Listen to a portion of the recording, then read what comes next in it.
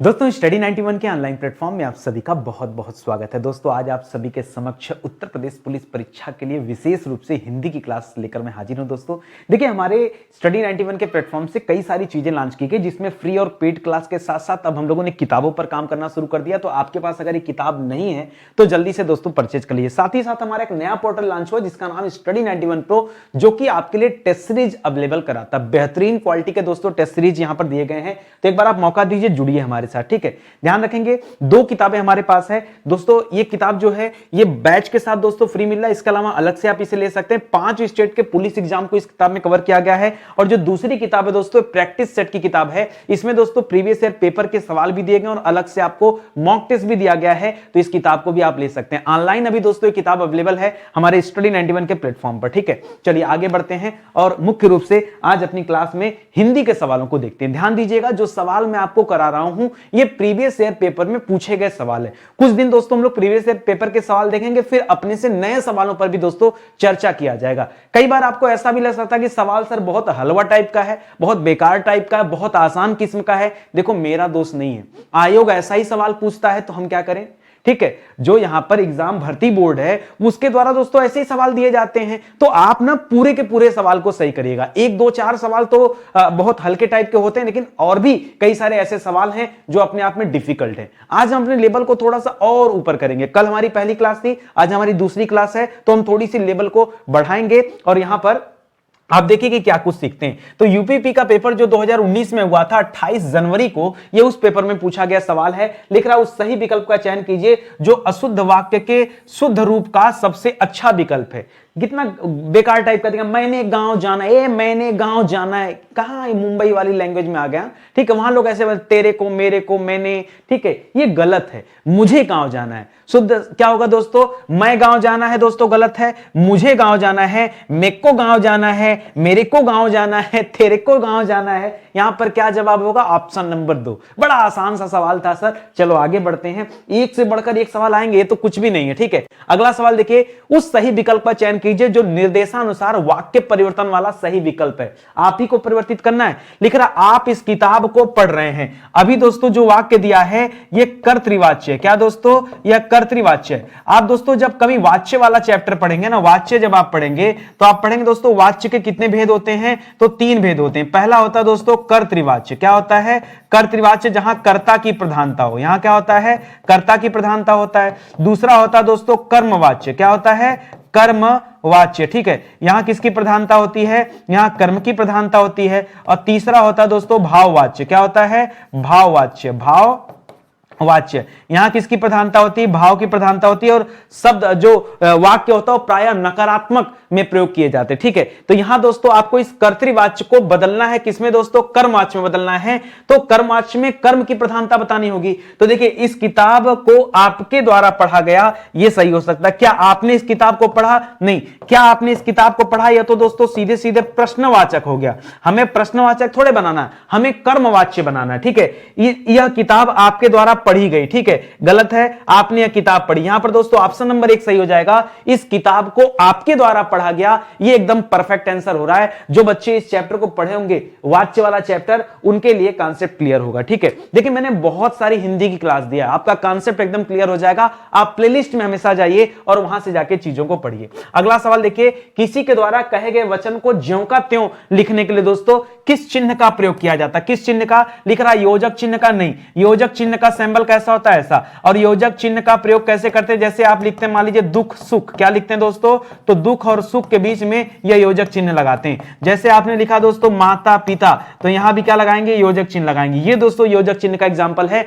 यहां दोस्तों ये सही उत्तर नहीं है। दूसरा दोस्तों उद्धरण चिन्ह, बिल्कुल सही है। जब किसी के कहे गए बात को हम ज्यों का त्यों लिख देते हैं तो दोस्तों उसे उद्धरण चिन्ह कहते हैं। और उद्धरण चिन्ह किसमें बनता है दोस्तों, ये 2 टाइप का होता है, या सिंगल इन्वर्टेड कामा या तो दोस्तों डबल इन्वर्टेड कामा। ठीक है, याद रखेंगे, ज्यों का त्यों रख दिया जाता है। जैसे सुभाष चंद्र बोस जी ने कहा तुम मुझे खून दो मैं तुम्हें आजादी दूंगा। तो ये लाइन हम डबल इन्वर्टेड कामा में बड़े अच्छे तरीके से दोस्तों रख देते हैं, यही हो जाता है उद्धरण चिन्ह। ये सही जवाब हो जाएगा। अल्प विराम अर्ध विराम में बहुत कंफ्यूजन होता है, मैं आपका कॉन्सेप्ट क्लियर करना चाहता हूं। कभी दोस्तों दे दे पूर्ण विराम। क्या दे दे, पूर्ण विराम। तो बच्चा बच्चा जानता है पूर्ण विराम किसे कहते हैं, फुल स्टॉप को कहते हैं। यहीं पर दोस्तों दूसरा ऑप्शन आता दोस्तों अर्ध विराम। क्या आता दोस्तों, अर्ध विराम, तो इस विराम को आधा करिए, आधा करेंगे तो कैसे होगा दोस्तों, ऐसे बनाइएगा सिंबल, इसको बोलते हैं सेमी कॉलम, इंग्लिश में क्या बोलते हैं, सेमी कॉलम बोलते हैं, ठीक है, सेमी कॉलम बोलते हैं। तो ये हो जाएगा अर्ध विराम। इसके बाद तीसरे नंबर पे आता दोस्तों अल्प विराम, क्या आता दोस्तों, अल्प विराम, जहां थोड़े समय के लिए रुका जाता है वहां पर अल्प विराम लिखा जाता है। जैसे आपने लिखा राम श्याम मोहन सोहन बाजार गए, ठीक है, तो राम श्याम के बीच में क्या होगा, कामा, राम श्याम मोहन और सोहन बाजार गए, तो एक कामा होगा, तब दोस्तों आप इसे याद रखेंगे, ठीक है, इस तरह से होता है। तो मैंने आपको सब क्लियर कर दिया, अभी तो कहीं डाउट नहीं है ना। चलो आ जाओ अगले सवाल पर आते हैं। रसों का राजा किसे माना जाता है, रसों का राजा किसे माना जाता है, करुण रस को नहीं, रसों का राजा माना जाता है श्रृंगार रस को। किसे मानते हैं दोस्तों, श्रृंगार को पहले सही तरीके से लिखिए, टाइपिंग एरर है दोस्तों, काम नहीं करता फोन, ठीक है, श्रृंगार रस ऐसे लिखा जाएगा। अच्छा, रसों की बात आ गई दोस्तों, तो सब में दोस्तों अस्थाई भाव बताइए क्या होता है, ठीक है, जैसे करुण रस का अस्थाई भाव क्या होता है दोस्तों, शोक होता है। इसी तरह से श्रृंगार रस का क्या होता है, रति होता है। वीर रस का क्या होता है दोस्तों, उत्साह होता है। हास्य रस का क्या होता है दोस्तों, हास होता है। तो ये सवाल भी आप याद रखेंगे, यहां से भी दोस्तों काफी बार सवाल पूछा जाता है, तो पहले से लट रहिए। एक सवाल और बताता हूं दोस्तों, सवाल आता है कि भरत मुनि के अनुसार रस के कितने भेद हैं दोस्तों। तो भरत मुनि स्पेशली कहते हैं, जिन्हें रस का सबसे बड़ा आचार्य माना जाता है, वो कहते हैं रस के कुल कितने भेद होते हैं दोस्तों, सिर्फ 8 भेद होते हैं। कितने भेद होते हैं, 8 भेद होते हैं। इसके बाद परीक्षा में नया सवाल देता दोस्तों कि 9वां रस किसे माना जाता है, 9वां रस किसे माना जाता है। तो याद रखेगा शांत रस को क्या माना जाता है, 9वां रस माना जाता है। और शांत रस को भरत मुनि जी रस नहीं मानते, शांत रस को भरत मुनि जी रस नहीं मानते, ठीक है। तो ये सब चीजें आप याद रखें। शांत रस का स्थायी भाव क्या होता है दोस्तों, तो शांत रस का स्थायी भाव हो जाता है निर्वेद। क्या हो जाता है दोस्तों, निर्वेद हो जाता है। इस तथ्य को भी याद रखेंगे। बढ़िया सवाल है ना। ऐसे यार इतने मजे से हम लोग पढ़ते चलेंगे कि आपको पता ही नहीं चलेगा कब आपका सवाल समाप्त हो गया। लिख रहा हूं उस सही विकल्प का चयन कीजिए जो रेखांकित शब्दों के सही अव्यय का भेद हो। किसका भेद हो दोस्तों, सही अव्यय। कल भी दोस्तों मैंने बताया था अव्यय में कुल 4 प्रकार होते हैं, समुच्चय बोधक होता है, संबंध बोधक होता है, विस्मयादि बोधक होता है और क्रिया विशेषण होता है, ठीक है। ये 4 भेद होते हैं और चारों में से 3 आपके सामने रखें। फिलहाल लाइन क्या दे रहा दोस्तों, दरवाजे के बाहर कोई खड़ा है, के बाहर दोस्तों कोई खड़ा है, ये जो है किसका भेद है, तो समुच्चय तो होगा नहीं। समुच्चय हमेशा समूह को दर्शाता है, जैसे आपने कक्षा कहा, जैसे आपने भीड़ कहा, ठीक है। तो ये सब क्या दिखाता है दोस्तों, ये समूह को दर्शाता, तब आपका समुच्चय होता। विस्मय भी नहीं होगा दोस्तों, इसलिए विस्मय में क्या होता है दोस्तों, हे हो अरे, हे हो अरे, जहां पर विस्मय का भाव आ जाए, ठीक है, आश्चर्य का भाव हो जाए, वहां ये करेंगे। यहां जवाब क्या होगा दोस्तों, संबंध बोधक होगा, निपात भी मत करेगा। क्या होगा, संबंध बोधक, कि दरवाजे के बाहर कोई खड़ा है, ठीक है, संबंध को दर्शा रहा है दोस्तों, ये संबंध बोधक अव्यय में आएगा। निपात भी मत करेगा। निपात कब होता, जैसे आप कहते कि मुझे इस बार सिलेक्शन लेना ही होगा, ही होगा मतलब आपने बलपूर्वक कहा कि लेना ही होगा, हमें पढ़ना ही पड़ेगा, ठीक है। तो याद रखेगा क्या हो जाता है, निपात हो जाता है, ठीक है। चलिए, खैर आपका जवाब क्या दोस्तों, संबंध बोधक अव्यय। अगला देखते हैं दोस्तों, छंद में प्रयुक्त अक्षर को क्या कहते हैं। आप छंद पढ़ते हैं ना, छंद में जो अक्षर प्रयुक्त किया जाता है उसे क्या कहते हैं, व्यंजन कहते हैं नहीं, उसे चरण कहते नहीं, उसे मात्रा कहते हैं। क्या कहते हैं दोस्तों, मात्रा कहते हैं, ठीक है। और जब कभी आप छंद पढ़ेंगे दोस्तों, तो छंद में आप 2 मात्राएं पढ़ते हैं, ठीक है। एक होता है दोस्तों लघु पढ़ते हैं, लघु को सिंगल से दिखाते हैं, और एक दीर्घ मात्रा पढ़ेंगे जिसको हम क्या लिखते हैं, ऐसे लिखते हैं, यस के आकार का होता है, इस तरह से, ठीक है। एक काम करते हैं, आपको मैं आज की क्लास में छंद तो सिखा नहीं सकता, लेकिन कुछ चीजें मैं सिखाता हूं। जब कभी हमारा छंद से सवाल आएगा ना, हम हमेशा थोड़ी थोड़ी बातें करेंगे। इस तरह से अगले 4-5 लेक्चर में छंद का चैप्टर समाप्त हो जाएगा। आज मैं आपको सिखाता हूं कि कब आप कौन सी मात्रा का प्रयोग करेंगे, थोड़ा सा कोशिश कराता हूं, ठीक है। और खास करके जितने भी स्वर हैं उन सब में बात करते हैं। जैसे मैंने लिख दिया दोस्तों अ, फिर लिख दिया दोस्तों आ, फिर लिख दिया दोस्तों ई, फिर लिख दिया बड़ी ई, ठीक है, फिर लिख दिया उ, फिर लिख दिया बड़ा उ, फिर लिख दिया री। कम से कम इतनी चीजें तो याद रखिए। अब अ दोस्तों यह एक ही मात्रा यहां पर है, तो याद रखेंगे इसको 1 देंगे। आ का निर्माण कैसे हुआ दोस्तों, अ और अ मिलकर आ मिला है, इसलिए दोस्तों आ को क्या रखेंगे, 2 मात्रा देंगे, ठीक है। ई एक ही मात्रा है, बड़ी ई 2 मात्रा कहलाएगी, छोटा ऊ 1 मात्रा कहलाएगा, बड़ा ऊ 2 मात्रा कहलाएगा, री को 1 मात्रा कहते हैं, ठीक है। याद रखिए इसको 1 मात्रा कहते हैं। आई बात समझ में। अब इसी तरह से क्या हो जाएगा, ओ औ, ठीक है।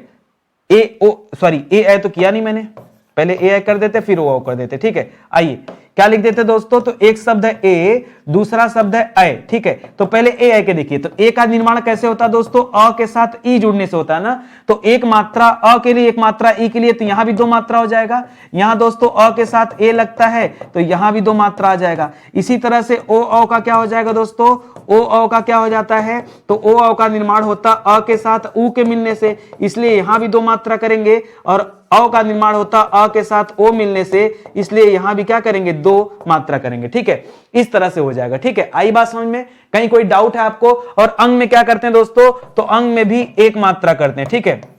ये सब याद रखेंगे, ठीक है। आज इतना बताया, अब अगली क्लास में दोस्तों मैं आपको और चीजें सिखाऊंगा, ठीक है। जैसे क ख ग घ में क्या होगा, ठीक है, तो वो सारी भी चीजें सिखाऊंगा। और इस तरह से हम लोग धीरे धीरे करके मात्रा के आधार पर दोस्तों हम लोग निर्माण किया जाएगा। जैसे ये चरण लिखा है, एक एग्जांपल देता हूं। मान लीजिए यहां पर चरण लिखा है, तो च के लिए एक मात्रा, र के लिए एक मात्रा, ड़ के लिए एक मात्रा। ये चरण में कुल कितनी मात्राएं दोस्तों, 3 मात्राएं होंगी, ठीक है। इस तरह से सीखा जाएगा, ठीक है। अब अगली क्लास जब आएगी तब हम लोग वहां जाकर के चीजों को पढ़ेंगे, ठीक है। आगे बढ़िए दोस्तों, अगला सवाल। उस जितना समझाया उतना समझ में आ गया ना। हमारी क्लास थोड़ी रैपिड वाली क्लास होती है, एकदम फास्ट एंड फॉरवर्ड, हाँ, धीरे धीरे नहीं करना है। हमने इतनी हिंदी आपको पढ़ा दिया कि अब स्लो मोशन का जमाना खत्म हो गया, ठीक है। अब आते हैं दोस्तों, तेज स्पीड में काम करते हैं। उस विकल्प का चयन कीजिए जो दिए गए मुहावरे का सही अर्थ बताता है। मुहावरे का सही अर्थ कौन सा बताता है दोस्तों, बताइए। लिख रहा लोहा मानना, कि हमें उसका लोहा मानना पड़ा। भारत का लोहा एक दिन पूरी दुनिया मानेगी। लोहा मानना मतलब प्रभाव मानना, ठीक है। मूर्ख बनाना नहीं, क्या बनाना दोस्तों, प्रभाव मानना। हार मानना नहीं, हार मानने का मतलब होता है घुटने टेक देना। हार मानने का मतलब क्या होता है दोस्तों, घुटने टेक देना। घुटने टेक देना मतलब तब हार मानना होता है, ठीक है। तो याद रखेंगे यहां पर क्या होगा, प्रभाव मानना होगा। यह आपका दोस्तों सही जवाब हो जाएगा। अगला सवाल, निम्नलिखित प्रश्न में 4 विकल्पों में से दिए गए शब्द के सही समास वाला विकल्प कौन सा है, वो बताना आपको। देख क्या रहा दोस्तों, चंद्रशेखर। चंद्र है शिखर पर जिसके, जिसके सिर पर चंद्रमा विराजमान हो, अर्थात भगवान शिव, ठीक है। तो चंद्र है शिखर पर जिसके, चंद्र है जिसका नाम चंद्र के समान है, जो चंद्र के जैसा है, जो नहीं दोस्तों ऑप्शन नंबर ए हो जाएगा। चंद्र है शिखर पर जिसके, उसे कहते हैं चंद्रशेखर। चंद्रशेखर अर्थात शिव, चंद्रशेखर अर्थात शिव। याद रखेंगे। अगर ये पूछता दोस्तों कौन सा समास है, तो क्या बताते दोस्तों, हम बताते हैं यहां बहुब्रीहि समास है। क्या दोस्तों, याद रखेंगे, बहुब्रीहि समास किसे कहते हैं, जब क्या हो जाए दोस्तों, जब दोनों पद अप्रधान हो जाए। जब दोनों पद क्या हो जाए, अप्रधान, अप्रधान, अप्रधान, एवं तीसरा पद प्रधान हो जाए। तीसरा पद प्रधान, दोनों पद अप्रधान होकर तीसरे पद की प्रधानता हो जाए। या अपने भाषा में कहे कि शब्द कुछ और लिखा हो, बोध कुछ और होता हो। जैसे शब्द आ गया दशानन, 10 है आनंद जिसके, जिसके पास 10 सिर हैं उसे दशानन कहते हैं। तो हमारे मन में रावण का चित्र बन गया, तो दोस्तों ये भी क्या हो जाएगा, बहुब्रीहि समास। जैसे हमने कहा लंबोदर, लंबा है उदर जिसका, ठीक है। गणेश जी का बोध हो गया, तो याद रखेंगे गणेश जी का चित्र बना, तो हमें ये पर्यायवाची समझ में आ रहा है, इसलिए दोस्तों ये क्या हो जाएगा, बहुब्रीहि समास हो जाएगा। इस तरह से आप पहचानिएगा। आज आपसे समास विग्रह पूछा था, कल आपसे समास के बारे में पूछ सकता है, तो उसे लेकर भी आप अलर्ट रहिए। अगला सवाल पर आइए। दी गई जोड़ियों में से कौन सी जोड़ी सही संज्ञा और उससे बनने वाले विशेषण शब्द की है, ठीक है। सही संज्ञा और उससे बनने वाले विशेषण शब्द की जोड़ी कौन है। जैसे पक्ष में इक प्रत्यय जोड़ करके पाक्षिक बनता है, बिल्कुल सही है। प्रेम प्यारा दोस्तों, ये पहली बात इस संज्ञा से बना हुआ है ही नहीं। सुख दुख भी इस संज्ञा से नहीं बना हुआ है, और स्वर्ण सोना भी नहीं, ठीक है। यहां पक्ष पाक्षिक दोस्तों हो जाएगा। एक चीज और बताना चाहूंगा दोस्तों, पक्ष में इक प्रत्यय जुड़ा, पक्ष में इक प्रत्यय जुड़ा तो क्या बना दोस्तों, पाक्षिक बना। हमेशा याद रखेगा यहां पर जो एक आ की मात्रा वो जरूर लगाएगा। इसी तरह से परीक्षा में देता है, जैसे देता है दोस्तों अंश, अंश में दोस्तों इक प्रत्यय जुड़ेंगे तो अंशिक मत करेगा, क्या बनेगा, आंशिक बनेगा। चलिए एक अच्छा एग्जांपल देता हूं, जैसे समुद्र दिया है,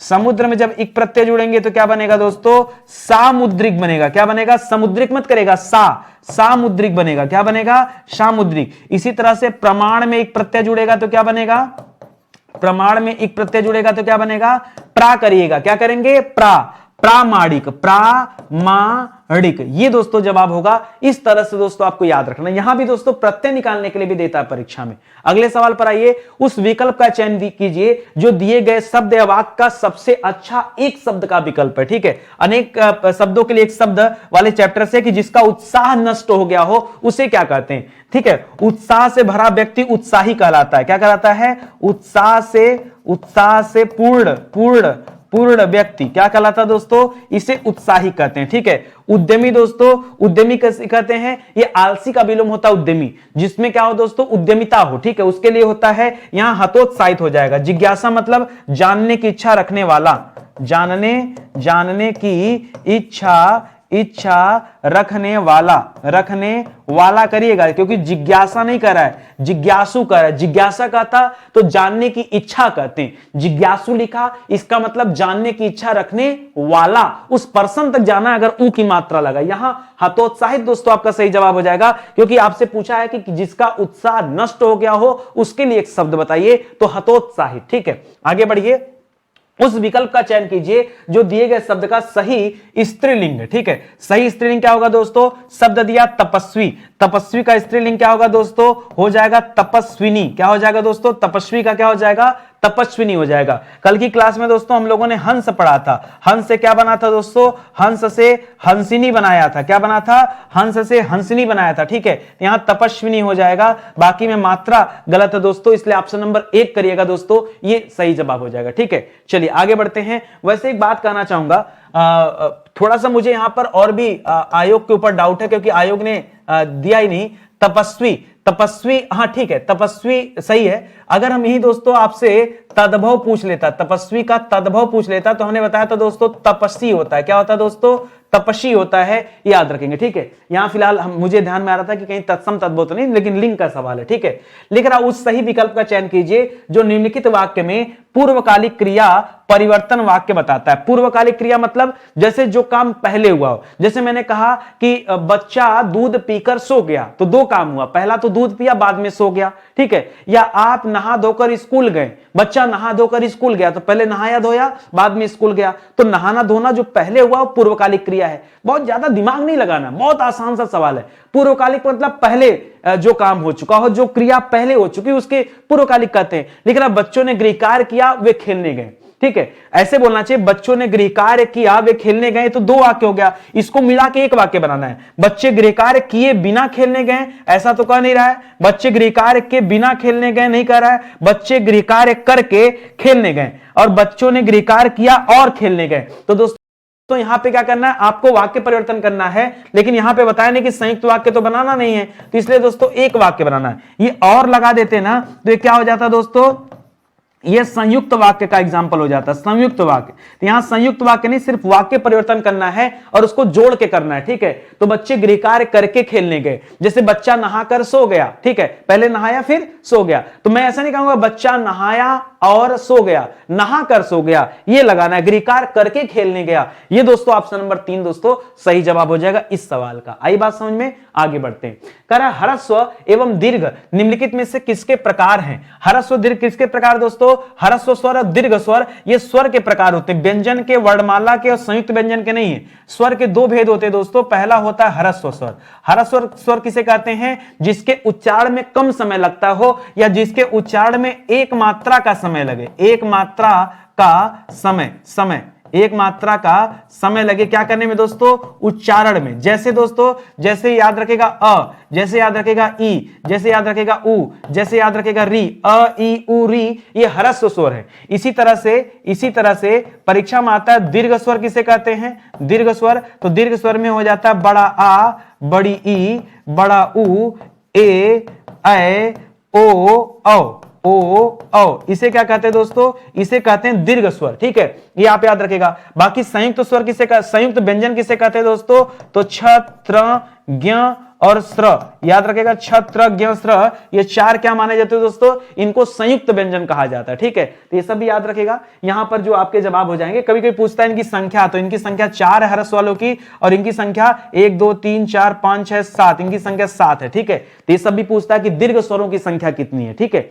आई बात समझ में, कहीं कोई डाउट नहीं है ना। चलो, नीचे दी गई रचनाएं किस कवि की हैं, मजेदार कहानी। ठीक है, अब तो यहां से लगा कि सच में आप कितना पढ़े हैं, ये जानकारी यहीं से मिलेगी। ठीक, अभी तक तो बहुत आसान सवाल दे रहा था, मुझे लगा बहुत सारे बच्चे इसका जवाब दे भी देंगे। ठीक है, लेकिन यहां से अब थोड़े से कठिन सवाल अब आ रहे हैं कि चिदंबरा, उत्तरा, काला और बूढ़ा चांद और पल्लव, ये 4-5 रचनाएं दोस्तों, 4 रचनाएं हैं। ये 4 रचनाएं किसकी हैं, किसने लिखा है इसे, तो याद रखेगा सुमित्रानंदम पंत जी ने, या फिर हीरानंद वात्स्यायन अज्ञे जी ने, या केदारनाथ सिंह जी ने, या सुभद्रा कुमारी चौहान जी ने। करेंगे। तो जो बच्चा नहीं जानता हो तो नहीं जवाब दे पाएगा। सही जवाब क्या दोस्तों, सुमित्रा नंदन पंत। ठीक है, इन्होंने चिदंबरा की रचना किया, उत्तरा की रचना किया, काला और बूढ़ा चांद की रचना किया और पल्लव की रचना किया। अगर दोस्तों यहीं पर एक सवाल पूछ दे कि अज्ञे जी की भाई एक आध दो रचनाएं बता दीजिए, तो अज्ञे जी की रचनाएं लिखिए, नदी के द्वीप। मान लीजिए परीक्षा में आ गया कि नदी के द्वीप किसकी रचना है, तो क्या बताएंगे, अज्ञे जी की। या फिर अपने अपने अजनबी, अपने अपने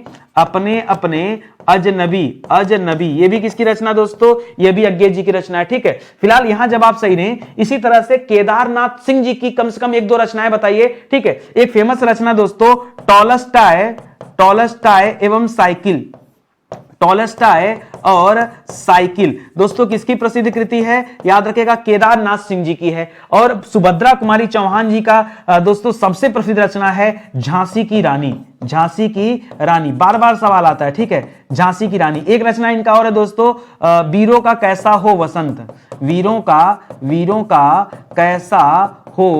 कैसा हो वसंत, ये भी किसकी रचना दोस्तों, बसंत, ये किसकी रचना है, सुभद्रा कुमारी चौहान जी का। ठीक है, तो ये सारे सवाल आप याद रखें, बहुत शानदार सवाल है, बहुत शानदार, और परीक्षा में बार बार आता है। आई बात समझ में। चलिए आगे बढ़ते हैं, अगले सवाल पर आते हैं। अगला सवाल लिख रहा है कि निम्नलिखित प्रश्न में 4 विकल्प दिए गए हैं जिनमें से एक शब्द दिए गए अनेकार्थी शब्द का एक अर्थ है। ठीक है, अनेकार्थी की बात कर रहा है। अब जो बच्चा जानेगा ना, वो बच्चा ये कहता है दोस्तों जलज, कि जल की पर्यायवाची में जैसे ही ज शब्द लग गया, यहां पर दोस्तों एक कमल की पर्यायवाची बन जाता है। तो बच्चा तो ये कहेगा सर कमल, लेकिन क्या करेंगे, कमल का ऑप्शन यहां पर नहीं है, कमल का ऑप्शन ही नहीं। क्यों, क्योंकि दोस्तों कमल जवाब आप तब देते जब आपसे पर्यायवाची पूछा जाता। क्या पूछा जाता, पर्यायवाची। और यहां आपसे पर्यायवाची ना पूछकर किसके बारे में पूछ रहा है, अनेकार्थी पूछ रहा है। जलज शब्द के कई सारे अर्थ होते हैं, केवल कमल ही नहीं होता है, जल में रहने वाले ऐसे तमाम चीज, जैसे जल में रहने वाला दोस्तों जो मोती है वो भी क्या कहलाता है दोस्तों, उसे भी जलज कहते हैं। जल में रहने वाला जो कमल है उसे भी दोस्तों कहते हैं। जल में रहने वाला, अच्छा प्राकृतिक रूप से कहिएगा, जल में तो जहाज भी रहता है, लेकिन जहाज से मतलब नहीं है। जल में रहने वाली जो मछली है उसे भी कहते हैं। तो यहां पर जो जवाब हो जाएगा दोस्तों, वो क्या जवाब होगा दोस्तों, मछली जवाब होगा। क्या जवाब होगा, मछली जवाब होगा। इसी तरह से जल में रहने वाला जोंक याद रखेगा, जोंक। और एक दोस्तों और याद रखेगा, चंद्रमा, चंद्रमा। ठीक है, चंद्रमा को भी दोस्तों जलज कहते हैं। ठीक है, अब जो बच्चा ये जानेगा अनेकार्थी, वो उसके दिमाग पे लोड पड़ेगा, करिए सर हमने तो यही पढ़ा था कि जलज कमल को कहते हैं, परीक्षा में ऑप्शन नहीं दिया कमल का। तो याद रखेंगे पानी में रहने वाली 3-4 चीजें जैसे जोंक हो गया, मछली हो गया, कमल हो गया, मोती हो गया, इन सबको दोस्तों जलज कहा जाता है। अनेकार्थी शब्द है ना इसलिए। ठीक है, और इसी तरह से एक हमने एक्स्ट्रा जोड़ दिया चंद्रमा को। ठीक है, आगे बढ़िए। लिख रहा सर्वेश्वर दयाल सक्सेना को किस रचना के लिए साहित्य अकादमी पुरस्कार दिया गया था। ठीक है, खूंटियों पर टंगे लोग, जंगल का दर्द, क्या कहकर पुकारूं और गर्म हवाएं। देखिए ये जो चारों रचनाएं हैं, ठीक है, ये जो चारों रचनाएं हैं, ये चारों की चारों रचनाएं दोस्तों सर्वेश्वर दयाल सक्सेना जी की है। ठीक है, सर्वेश्वर दयाल जी की ही रचनाएं हैं, लेकिन इनमें से साहित्य अकादमी पुरस्कार जो दिया गया दोस्तों, वो किसके लिए दिया गया, वो खूंटियों पर टंगे लोग, इनकी इस रचना के लिए दोस्तों इन्हें साहित्य अकादमी पुरस्कार दिया गया। ठीक है, और लिखे दोस्तों एक दो चीजें और लिखे, इनकी एक और रचना लिखे, पागल कुत्तों का मसीहा, बहुत फेमस कृति है, पागल कुत्तों का मसीहा, यह भी इन्हीं की रचना है। एक और लिखेगा दोस्तों कच्ची सड़क, क्या लिखेंगे दोस्तों, कच्ची सड़क, कच्ची सड़क। ठीक है, यह भी दोस्तों सर्वेश्वर दयाल सक्सेना जी की ही रचना है, इसको भी याद रखिएगा। सर ये तो पुरानी बातें हो गई, कुछ अच्छा सवाल बताइए। चलिए साहित्य अकादमी पुरस्कार जो दे रहा है दोस्तों, अगर मान लीजिए आपसे सवाल पूछे कि साहित्य अकादमी पुरस्कार, साहित्य अकादमी पुरस्कार 2023 में हिंदी विषय के लिए दोस्तों किसे दिया गया, हिंदी विषय के लिए किसे दिया गया, तो इनका नाम है दोस्तों संजीव, वो डांस वाले संजीव अंकल नहीं, उसी से याद रख लीजिए, संजीव अंकल। ठीक है, संजीव जी को दिया गया। अच्छा, संजीव जी को दिया गया। ठीक है, संजीव जी की रचना का नाम दोस्तों क्या है, तो याद रखेगा, मुझे पहचानो मैं हूं डॉन। ठीक है, तो मुझे पहचानो, इनकी एक रचना दोस्तों मुझे पहचानो, इस रचना के लिए इन्हें साहित्य अकादमी पुरस्कार 2023 दिया गया। तो ये तो पुराना सवाल था, ये नया वाला सवाल टपक सकता है आपकी परीक्षा में, तो क्यों ना हम पहले ही याद कर लें। मजा आ गया। चलिए आगे बढ़ते हैं। ध्यान देंगे दोस्तों, स्टडी 91 के प्लेटफॉर्म से कई सारे विषय के लिए किताबें भी लॉन्च की गई, और हमारा एक नया पोर्टल आया है दोस्तों, जो टेस्ट सीरीज का पोर्टल है, इसका नाम है दोस्तों स्टडी 91 प्रो। जी हां दोस्तों, स्टडी 91 प्रो। अगर आपने नहीं इंस्टॉल किया एप्लीकेशन, तो एप्लीकेशन इंस्टॉल कर लीजिए। लीजिए या फिर वेबसाइट पर विजिट कीजिए। तमाम ऐसे टेस्ट मिलेंगे और तमाम ऐसी परीक्षाओं के टेस्ट मिलेंगे जो आपको जल्दी नहीं मिलते। आप एक मौका देके जुड़िए तो सही।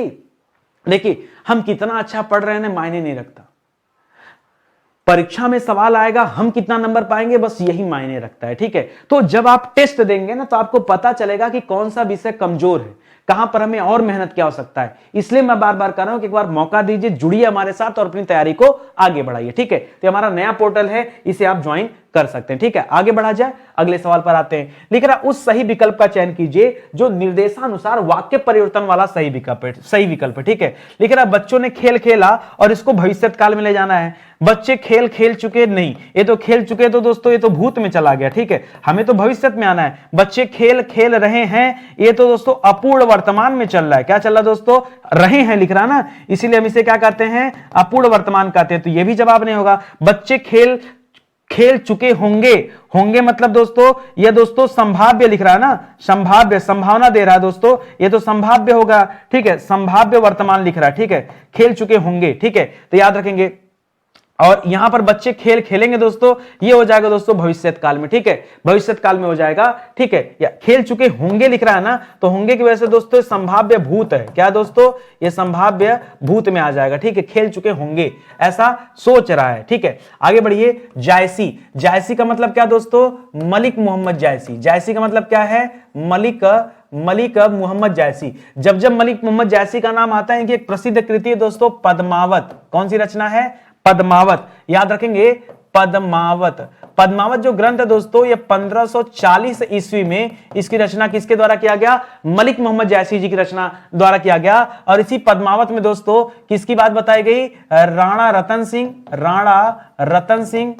सिंह और पद्मावती की कहानी देखने को मिलती है। पद्मावती, रानी पद्मावती। ठीक है, और अलाउद्दीन खिलजी का आक्रमण जो कि घटना है दोस्तों 1303 का, तो घटना घटी 1303 में, किताब लिखा गया 1540 में। मजेदार कहानी है लेकिन। ठीक है, और सवाल आता है तो याद रखेंगे। तो पद्मावत दोस्तों इन्हीं का ग्रंथ है। किसका दोस्तों? मलिक मोहम्मद जायसी जी का। इसी तरह से और याद रखेगा दोस्तों, आखिरी कलाम किसकी रचना दोस्तों? आखिरी कलाम या फिर अखरावट। ठीक है, पद्मावत, अखरावट, ये सब इन्हीं की रचना है, मलिक मोहम्मद जायसी जी की रचना है। तो इसको याद रखेगा दोस्तों। ये जो रस विलास दे रहा दोस्तों, ये रस विलास किसकी रचना है? चलो ठीक है, इसको हमें इसके बारे में नहीं पूछा, लेकिन हो सकता है अगले बार पूछ दे आयोग आपसे। तो रस विलास दोस्तों किसकी रचना है? ये देव, एक कवि है दोस्तों जिनका नाम देव, उनकी द्वारा रची गई रचना है। विज्ञान गीता दोस्तों किसकी रचना है? तो विज्ञान गीता ये लिखा है केशव दास जी ने। और एक चीज और मैं बता दूं आपको, एक रचना दोस्तों, एक रचना है मिताक्षरा। क्या रचना दोस्तों? मिताक्षरा। हिंदू धर्म की बहुत प्रसिद्ध कृति है दोस्तों। इस मिताक्षरा की रचना किसने किया है? तो इसकी रचना किया है विज्ञानेश्वर ने। किसने रचना किया दोस्तों? तो विज्ञानेश्वर ने किया है, याद रखेंगे। ठीक है, तो इस पर विज्ञानेश्वर जी ने टीका लिखा है, याद रखेंगे। तो यहां विज्ञान गीता से याद आ गया। श्रृंगार लहरी की रचना दोस्तों किसने किया है? तो देखिए, श्रृंगार लहरी से याद आ गया साहित्य लहरी। क्या याद आ गया दोस्तों? साहित्य लहरी। साहित्य लहरी परीक्षा में कई बार पूछा गया है। साहित्य लहरी किसकी कृति दोस्तों? यह सूरदास जी की रचना है। जबकि श्रृंगार लहरी दोस्तों किसकी रचना है? यह जगन्नाथ दास रत्नाकर की रचना है। किसकी रचना है? जगन्नाथ दास रत्नाकर की रचना है दोस्तों। इसको भी याद रखेगा, श्रृंगार लहरी। ठीक है, सही कर लीजिए, श्रृंगार ये गलत लिखा हुआ है, इस श्रृंगार को दोस्तों सही कर लीजिए। कैसे हो जाएगा? ऐसे हो जाएगा ना, श्रृंगार, ये वर्तनी अशुद्धि है तो इसको भी ध्यान दीजिए। ठीक है, आई बात समझ में? चलिए आगे बढ़ते हैं, अगले सवाल पर आते हैं। अगला सवाल दे रहा है कि नीचे दिए गए शब्द का सही बहुवचन वाला रूप बताइए। ठीक है, तो तलवार का बहुवचन क्या हो जाएगा दोस्तों? तो तलवार का तलवारें हो जाता है, तलवारों नहीं तलवारें हो जाता है, याद रखेंगे। अच्छा, तलवार का पर्यायवाची पूछ देता तो क्या बताते दोस्तों? तलवार को कृपाण कहते हैं, तलवार को चंद्रहास कहते हैं, तलवार को और क्या कहते हैं दोस्तों? खड़ग कहते हैं, खड़ग कहते हैं, तलवार को अरि कहते हैं। ठीक है, ये सब दोस्तों किसके नाम है? तलवार के नाम है। ठीक है, आगे बढ़िए दोस्तों। निम्नलिखित में से कौन सा उष्म व्यंजन है? व्यंजन में दोस्तों वैरायटी पूछ रहा, उष्म व्यंजन। अगर हम य की बात करेंगे तो याद रखेगा य, र, ल और व, इसे क्या कहते हैं दोस्तों? इसे अंतस्थ व्यंजन कहते हैं। क्या कहते हैं? ये अंतस्थ व्यंजन का प्रकार है। प, फ, ब, भ, म, प, फ, ब, भ, म, ये क्या दोस्तों? ये ओष्ठ्य व्यंजन है। क्या है दोस्तों? ये ओष्ठ्य वर्ण कहलाते हैं। ठीक है, इसी तरह से स, ख, स, ह, क्या क्या दोस्तों? छोटा स, खटकोड़ स, बड़ा स और ह, ये क्या कहलाते हैं दोस्तों? ये कहलाते हैं ऊष्म व्यंजन। क्या कहलाते हैं? यही सही जवाब हो जाएगा। बाकी दोस्तों ट, ठ, ड, ढ और ड़ क्या कहलाते हैं दोस्तों? इनको कहते हैं मूर्धा व्यंजन, मूर्धन्य। क्या कहते हैं दोस्तों? मूर्धन्य वर्ण, ठीक है, क्योंकि इसमें जीभ उल्टी हो जाती है, ठीक है, तो मूर्धा कहते हैं इनको, ठीक है। तो इस तरह से आप याद रखिए। मैंने तो पूरा श्रृंखला ही आपको दे दिया। जो सही जवाब है क्या होगा? ऑप्शन नंबर 3 दोस्तों, ये राइट आंसर हो जाएगा, क्योंकि आपसे उष्म बोला था। उष्म क्यों होता दोस्तों? इनके उच्चारण से मुंह से गर्म हवा निकलती। हाथ लगाइए यहां पर, बोलिए श ख श ह, गर्म आ जाएगा बेचारा, गर्म हो जाएगा। तो यही है दोस्तों ऊष्म, इसीलिए कहा गया ऊष्म व्यंजन, ठीक है। आगे बढ़िए। निम्नलिखित प्रश्न में 4 विकल्पों में से रेखांकित पद के उचित कारक को पहचानिए। लिख रहा है हे प्रभु रक्षा कीजिए। हे प्रभु, यहां पे कौन सा कारक आ जाएगा दोस्तों? यहां पर आ जाएगा संबोधन कारक, क्योंकि बुलाया जा रहा है, ठीक है। आश्चर्य का भाव। अधिकरण कब होता दोस्तों? जब क्या देता? में या पर देता। संबंध कब होता दोस्तों? जब क्या देता? का देता, की देता, काकी के, नानी ने, या फिर रारी रे, ठीक है, रारी रे, ये सब होता तब होता। कर्ता ने कर्म को, कर्म कब होता? जब यहां पर क्या देता? कारक चिन्ह को देता। तो याद रखेंगे यहां संबोधन हो जाएगा हे हो हरे, ये मैंने कई बार आपको बताया। तो ऑप्शन नंबर 1 सही हो जाएगा। सर्वनाम वाले वाक्यों में लिंग का पता किससे चलता है? जैसे यह मेरी कलम है, तो लिंग का पता हमेशा किससे चलता दोस्तों? क्रिया से चलता, कर्म से नहीं, कर्ता से नहीं, ठीक है। किससे चलता दोस्तों? सर्वनाम, ठीक है, ठीक है। मेरी गाय, मेरी गाय, मेरी गाय, मेरी गाय काली है, मेरी गाय काली है, ठीक है। लेकिन एक बात बताओ, मेरी गाय काली है ना, तो अब करता तो है नहीं, करता करने वाले को कह सकते हैं, ठीक है। गाय काली है, ठीक है, तो इससे चलेगा, ठीक है। क्रिया ही होगा दोस्तों मेरे हिसाब से, एक बार फिर भी, लेकिन आप एक बार चेक कर लीजिएगा, ठीक है। अगला सवाल देखिए, भारत दुर्दशा। भारत दुर्दशा किस प्रसिद्ध लेखक द्वारा रचित उपन्यास है? वृंदावन लाल वर्मा, देवकी नंदन खत्री, अयोध्या सिंह उपाध्याय हरिऔध, या फिर भारतेंदु हरिश्चंद्र। तो बच्चा जानता दोस्तों कि भारत दुर्दशा किसने रचित किया दोस्तों? ये भारतेंदु हरिश्चंद्र की रचना है, याद रखेंगे, ठीक है। अब इनकी 2-3 रचनाएं और याद रखिए, जैसे क्या दोस्तों? जैसे भारत दुर्दशा, ठीक है, जैसे नील देवी। नील देवी किसकी रचना दोस्तों? वो भी इन्हीं की रचना है, ठीक है। नील देवी। वैदिकी हिंसा हिंसा न भवति, वैदिकी हिंसा, वैदिकी हिंसा हिंसा हिंसा न भवति, हिंसा न भवति, ठीक है। इसके अलावा दोस्तों अंधेर नगरी, अंधेर नगरी इन्हीं की रचना है। और क्या रचना दोस्तों? नए जमाने की मुकरियां, नए जमाने की मुकरियां, नए जमाने की मुकरियां, ठीक है। ये सब दोस्तों किसकी रचना दोस्तों? ये भारतेंदु हरिश्चंद्र जी की प्रसिद्ध कृतियां हैं, जिनमें सबसे प्रसिद्ध कृति कौन सी है? ठीक है, याद रखेंगे। ये सारी इंपॉर्टेंट ही रचनाएं हैं, याद रखेंगे। अब आते हैं, बात करते हैं इसमें सबसे इंपॉर्टेंट और क्या दोस्तों? अयोध्या सिंह उपाध्याय की बात कर लीजिए, ठीक है। अयोध्या सिंह उपाध्याय की सबसे प्रसिद्ध कृति क्या दोस्तों? प्रिय प्रवास। क्या दोस्तों? प्रिय प्रवास, या फिर चोखे चौपदे, चोखे चौपदे। एक और रचना लिखे दोस्तों, ठेठ हिंदी का ठाठ, ठेठ हिंदी का ठाठ, ये भी किसकी रचना है? ये भी अयोध्या सिंह उपाध्याय की रचना है। देवकी नंदन खत्री जी की रचना का नाम क्या दोस्तों? याद रखेंगे, चंद्रकांता। चंद्रकांता किसकी कृति है? ये देवकी नंदन खत्री जी की रचना है। एक और दे रहा दोस्तों, वृंदावन लाल वर्मा। वृंदावन लाल वर्मा जी की अब इतने पढ़ लिया गया, तो एक आध कृति दोस्तों वृंदावन लाल जी की बता दीजिए, याद रखेगा। एक प्रसिद्ध कृति है मेढकी का ब्याह। क्या रचना दोस्तों? मेढकी का ब्याह, ठीक है। मेढकी का ब्याह याद रखेंगे, किसकी कृति है? वृंदावन लाल वर्मा जी की रचना है, इसको भी याद रखेंगे, ठीक है। तो बहुत अच्छा सवाल है। इससे क्या होगा, धीरे धीरे हम लोग क्या करेंगे, रचनाओं का कलेक्शन हमारे पास अच्छा हो जाएगा। लिख रहा हूं, उस विकल्प का चयन कीजिए जो दिए गए शब्द का सही स्त्रीलिंग शब्द है, ठीक है। राजपूत का स्त्रीलिंग क्या होगा दोस्तों? राजपूत का हो जाएगा राजपुतानी। पुताई नहीं, पुतरी नहीं, पुती नहीं, ठीक है। राजपूत का क्या हो जाएगा? राजपुतानी हो जाएगा, इसको भी याद रखेंगे, ठीक है। चलिए आगे बढ़ते हैं दोस्तों। निम्नलिखित प्रश्न में 4 विकल्पों में से उस विकल्प का चयन कीजिए जो सही हो। लिख रहा उपसर्ग शब्द के कहां लगता है दोस्तों? तो हमेशा याद रखें, कभी भी अगर उपसर्ग की बात हो रही है तो उपसर्ग हमेशा प्रारंभ में लगता है, और प्रत्यय जो लगता है दोस्तों, प्रत्यय जो होता है, प्रत्यय हमेशा शब्द के अंत में लगता है, ठीक है। याद रखेंगे, यहां उपसर्ग पूछा था, अंत नहीं प्रारंभ कर देंगे, ठीक है। प्रारंभ में लगता सकता है, इसलिए ऑप्शन नंबर 2 सही हो जाएगा। लिख रहा उस विकल्प का चयन कीजिए जो सही संधि विच्छेद वाला विकल्प है। उल्लास का विच्छेद क्या होगा दोस्तों? तो उल्लास का हो जाएगा दोस्तों उत धन लास। उल उल सब गलत है दोस्तों। और यहां पर कौन सा व्यंजन है दोस्तों, कौन सी संधि दोस्तों? तो याद रखेगा यह व्यंजन संधि का एग्जांपल है, ठीक है। उल्लास किसका एग्जांपल है? उत धनलास। उल्लास जो है यह व्यंजन संधि का एग्जांपल है, याद रखेंगे, ठीक है।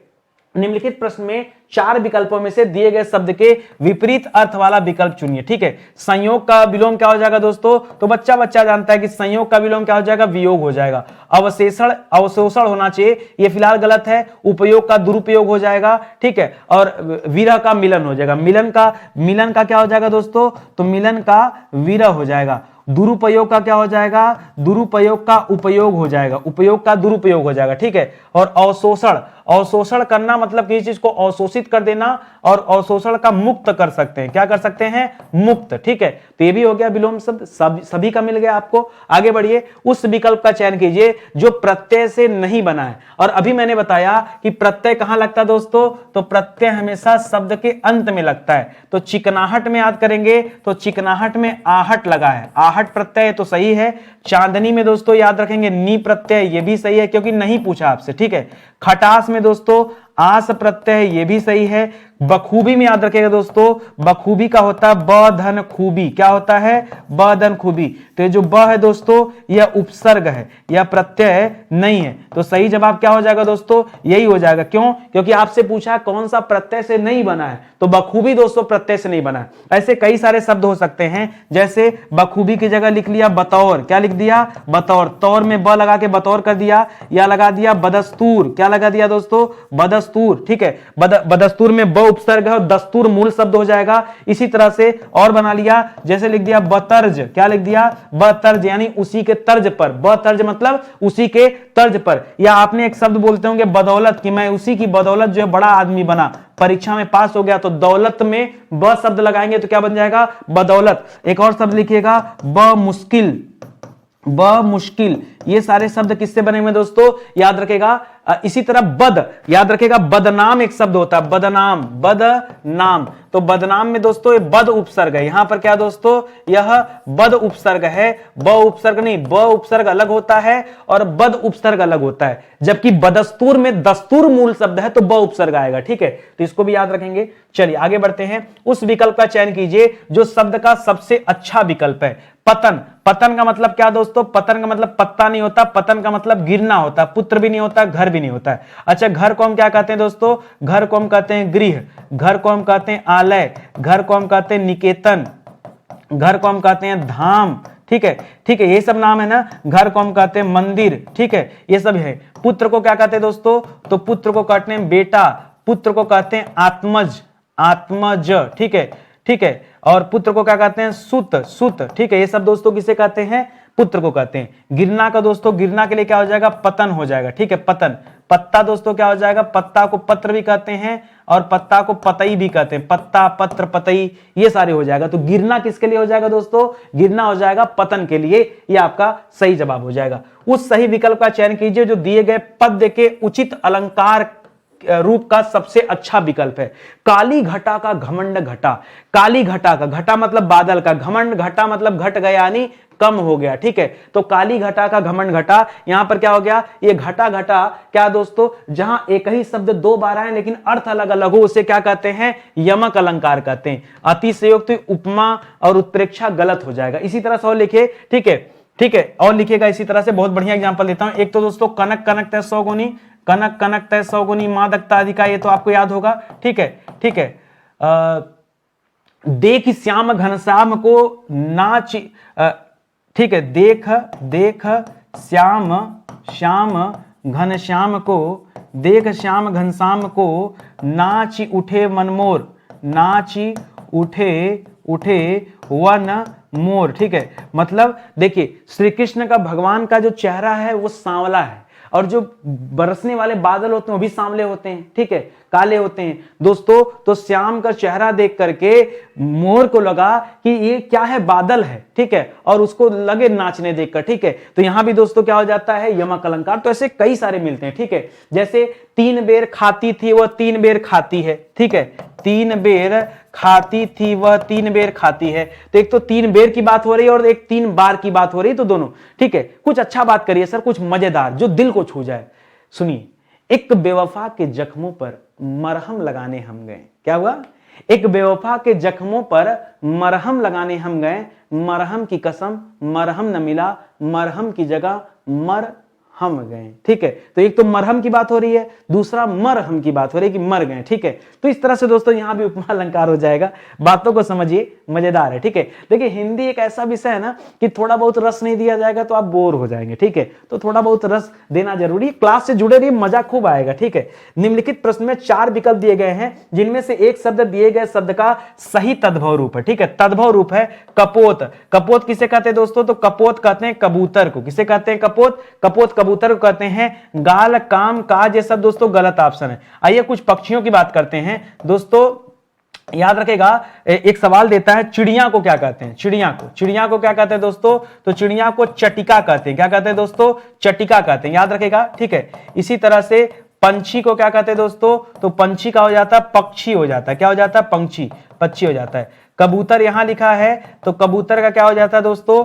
कपोत हो जाता है। कपोत हो जाता है। ठीक है, इसी तरह से और याद रखेगा, देता है परीक्षा में लोमड़ी। लोमड़ी का क्या होता है दोस्तों? पशु है लोमड़ी। लोमड़ी का हो जाता है दोस्तों लोमसा। क्या हो जाता है? लोमसा। और याद रखेगा, जैसे दे देता है मकड़ी।